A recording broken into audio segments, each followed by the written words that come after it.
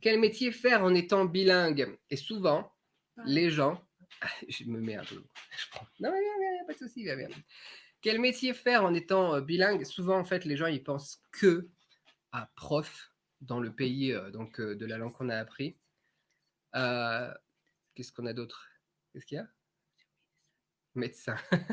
Mais ouais, carrément, les médecins en Thaïlande. Ah oui, c'est parce que les gens, ils y pensent pas. Voilà, je vais vous expliquer les trucs auxquels les gens y pensent et auxquels les gens y pensent pas du tout. Les gens, ils pensent vraiment à, être prof, être traducteur ou être interprète. Ils pensent qu'ils sont limités à ça. Et nous, on le voit effectivement, les médecins en Thaïlande, si tu es bilingue, tu vois, tu grandis bilingue, tu peux très bien faire des études d'autre chose. Tu vois, tu n'es pas obligé de devenir interprète ou salut comment ça s'appelle, traducteur ou bien alors prof, quoi, tu vois, si tu es bilingue. Tu peux très bien faire des études de médecine. Et alors là, tu as une opportunité énorme d'aller, par exemple, travailler dans un hôpital international en Thaïlande ou en Chine, une clinique privée ou des choses comme ça. Et cette opportunité, elle est énorme, énorme. Le salaire, les avantages, le cadre, l'environnement, Congé. les congés, enfin, et puis voilà, Tu peux l'ambiance dans travailler laquelle tu es, quoi. chez Par rapport à toi. être prof, par exemple, ou au niveau des horaires aussi, tu es forcément Ouais. limité, tu n'as pas le choix de rien du tout. Comment ça s'appelle, un médecin, surtout dans une clinique privée ou même à l'hôpital qu'on était, nous, Quand on en est en Thaïlande, Thaïlande, on est toujours chercher une médecin de c'est française parce que, c'est hallucinant, ouais. ouais, Ceux parce qui avaient qu'on leur ne petite comprend pas beaucoup boutique, trop de thaïlandais. la Donc, petite clinique, on est dans un hôpital hôpital international. international, Donc, c'est vraiment, tu parlais chinois, c'est juste énorme pour eux. ouais, les chinois, français, l'anglais, et puis, Et tu peux puis, travailler tous les pays. Et puis, tu peux servir des gens qui habitent là-bas, comme les chinois, comme les français, comme les gens qui peuvent parler l'anglais, tout ça. Et puis, ouais, c'est une chance ouais, énorme. Wassay, comme ouais, ils disent les jeunes. ouais, c'est pour ça que je préfère mes enfants Bah ouais, qui vont s'ils veulent marcher faire des études de médecine, on ça va peut être essayer. énorme, carrément. Ça va, toi? Allez, vous le pédiatre. Elle voudrait être pédiatre, la petite. Eh non, Ouais, c'est Louis.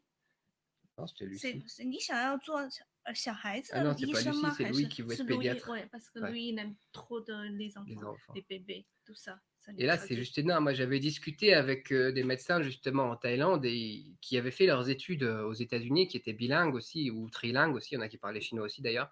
Et ils me disaient, en plus, on est mieux ici. En Thaïlande, on peut bosser dans un hôpital international. On a le choix. Tu vas tout travailler ici ou travailler aux États-Unis.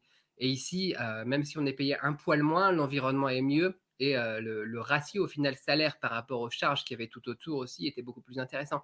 Donc ils avaient à la fois cette chance d'être bilingues, de choisir le métier qu'ils voulaient faire et aussi d'être dans l'environnement qu'ils voulaient et avec des revenus donc plus élevés aussi. Enfin voilà, c'est ça. Voilà, si tu es bilingue, c'est juste énorme les opportunités que tu peux avoir. Et tous les métiers du coup sont ouverts.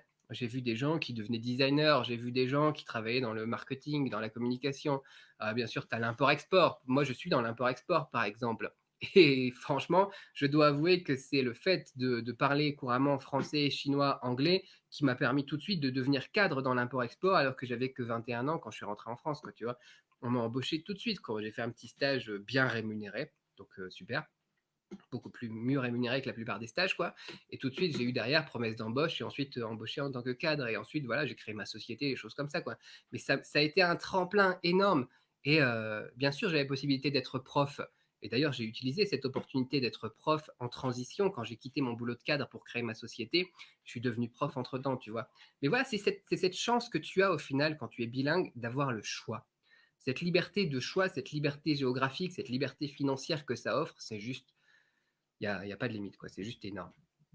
Voilà. Donc, quel métier faire en étant bilingue? Presque tous les métiers du monde, tu as un avantage qui te permettra d'avoir toutes ces libertés en plus et tous ces choix en plus. C'est pas que pour les revenus, c'est aussi pour la liberté géographique, pour les libertés d'être dans un bon environnement, quoi. Franchement, moi, je préfère être en Thaïlande en ce moment qu'aux États-Unis, par exemple. Et tu peux avoir ce choix disponible et te dire, ok, c'est bon, je me barre, je vais faire ça là-bas, par exemple, parce que je trouve que je suis pas bien ici, je trouve que l'environnement est pas bon, je trouve que par exemple il y a une épidémie, tu vois, et je vais rentrer en Thaïlande, je vais aller en Chine ou n'importe quoi, tu vois, et puis je pourrais ne pas être confiné et je pourrais continuer à gagner ma vie, par exemple, des choses comme ça. C'est cette liberté de choix qui est juste énorme.